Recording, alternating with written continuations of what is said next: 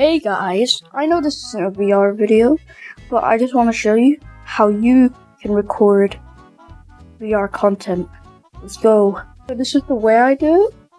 Okay, so first you're going to need your headset to record video.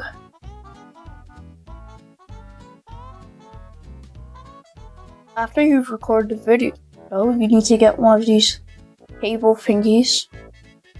You need a laptop or a computer. And then you have to connect the cable to the laptop and the Oculus. And then after, you're gonna see a little page like this. And then you have to wait and this button or something. So yeah, I guess that's it. Please subscribe, and I'll see you in the next one. Bye.